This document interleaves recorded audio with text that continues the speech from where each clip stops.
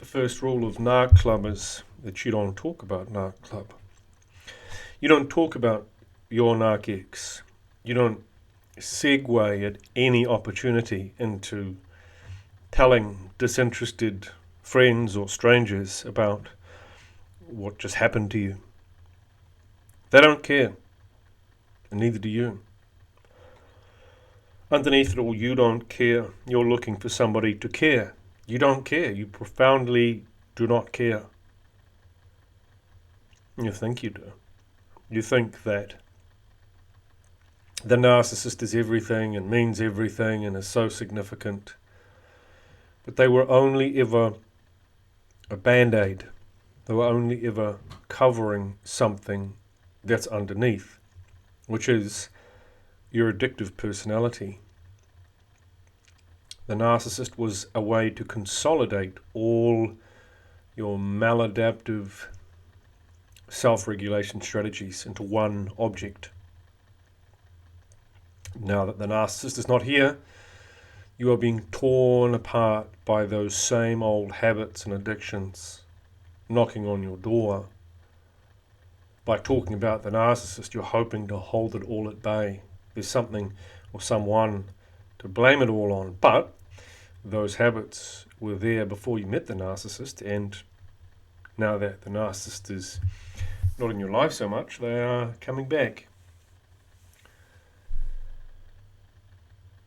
It's better to deal with these habits. It's better to face them and see what you can achieve, even though you are plagued, even though you have a threadbare soul, even though you are a skeletal person, a ravenous rat.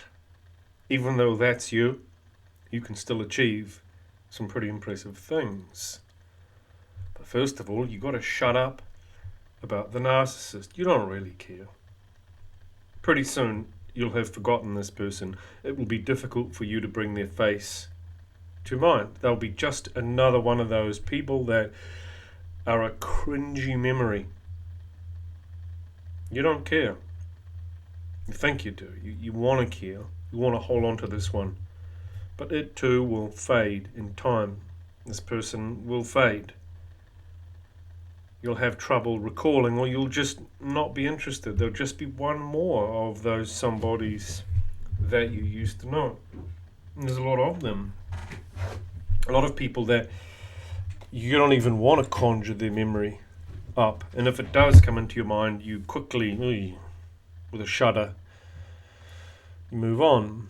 And the narcissist is going to become one of those if you let the process happen and you get involved in other things.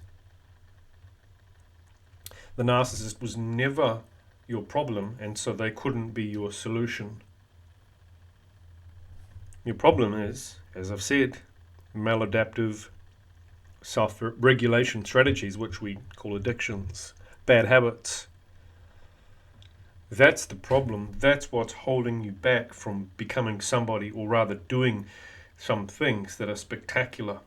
It's your own bad habits. Imagine if 24/7 you had access to energy and you could say, I'm going to do this, and then you did it. You could do some amazing things. But when you begin, that gnawing feeling comes back. The desire not to be here, to depart into some fantasy land rather than face difficult reality. You may even wish to go out and find a narcissist. So, yeah, you will start on your life as soon as you get this magical person. It's much more honest. It may not feel as good to dwell in your addictions, dwell in your bad habits, to live in your flea-bitten skin and see what you can do anyways. Despite all that, can you rouse yourself and achieve some things that are significant to you? Some things that you think are truly beautiful. I'm not talking about the things that society tells you that you ought to do, the things that really impress you. This is a self-esteem issue, and self-esteem is only generated by doing things that matter to you. You'll never get enough pats on the back or people telling you that you're great and wonderful for it to matter. It just won't. It'll make you feel sick. The best you can do is challenge yourself to do things that you really care about, and even then, that glow that you get from achieving it will not last forever, and it shouldn't, because you'd stop. It will pass, it will fade, and then on to the next, and on it goes.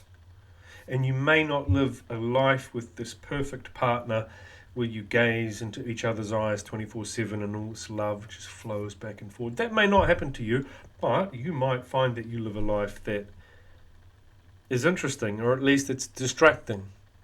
It distracts you from that gnawing feeling. And maybe that's as good as it gets.